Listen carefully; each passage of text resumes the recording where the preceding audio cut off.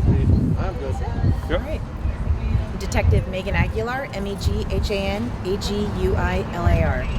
Today, around 4:30 in the afternoon, officers from Southeast area were conducting a traffic stop on a vehicle at Manchester and Figueroa. They were giving commands to the occupant of that vehicle. He was refusing to comply with the commands. The vehicle backed up towards the officers, and at that time there was an officer-involved shooting. That suspect vehicle then left the area at a high rate of speed. The Los Angeles Police Department airship was able to find the vehicle and followed the vehicle when it came over to the area we are at now in Inglewood. The suspect of that vehicle did have a minor collision with a planter here, exited the vehicle and entered one of the stores. The suspect changed while inside of the store, and officers reviewed surveillance footage and believe that he then walked out of the store, and that was prior to officers arriving. So what we have right now is we have the suspect vehicle here, which was struck by gunfire.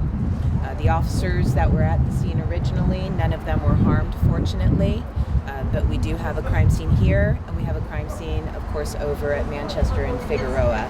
The suspect that left the area is described as a male, black, late teens, early 20s. Investigators are, of course, working to identify who this individual is. We don't have much information on the car. It is not reported stolen.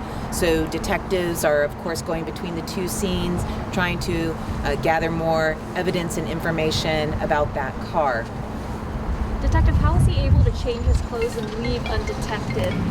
So he was driving at a high rate of speed. Our airship was overhead. Unfortunately, officers weren't able to catch up to him safely. So they were not in pursuit. So when he came to this area, he quickly got out of his vehicle and went into one of the stores. So we don't know if this is his vehicle, if it's registered to him? We just aren't sure at this time. While this did happen several hours ago, it really is still the preliminary stages of this investigation, because the detectives have to obviously interview the officers that were there, look at any surveillance footage, or if their body-worn cameras were activated. They have to do all of those steps. So as far as the vehicle, and it's a little trickier as well when we're at two different scenes. So we are managing resources to both scenes. What was the initial stop course? We're just not sure. Again, that's something that they'll have to ask the officers. So we'll have that shortly here, but it's a little easier again when it's a radio call and we know what we're going to, and so we know they're on their way there. This is obviously a large shopping center, and we've been here for several hours and we'll continue to be here for several more. How many people were in the store at the time? We're not sure. Fortunately, no one was injured. That's always a great concern. Anytime, no. So he might have stolen the clothes and put them out in the store. Yes. And nobody saw, none of the employees saw him doing this? Well, we have video footage of it, so from their surveillance cameras. Do you believe he was struck by gunfire? We don't believe he was struck by gunfire. It's impossible to say at this point, though, or to rule that out completely, but we don't believe he was struck by gunfire. And what does the video show him doing in the store? We have detectives viewing that right now. All we've been told is that he changed his clothes. Out in the open? Not sure.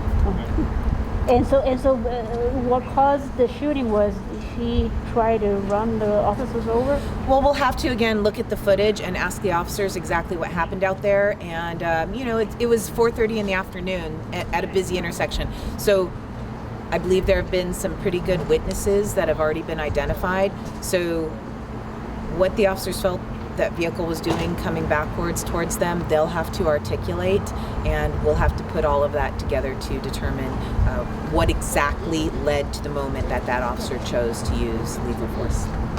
So all the shots came from just one officer? Well, at least one. Do you know how fast the in and out was this store? I'm not sure, unfortunately. And do you know what he was wearing when he left? No, they have not shared that yet. Thank you. Thank you very much. Thank you. Thank you. Thank you.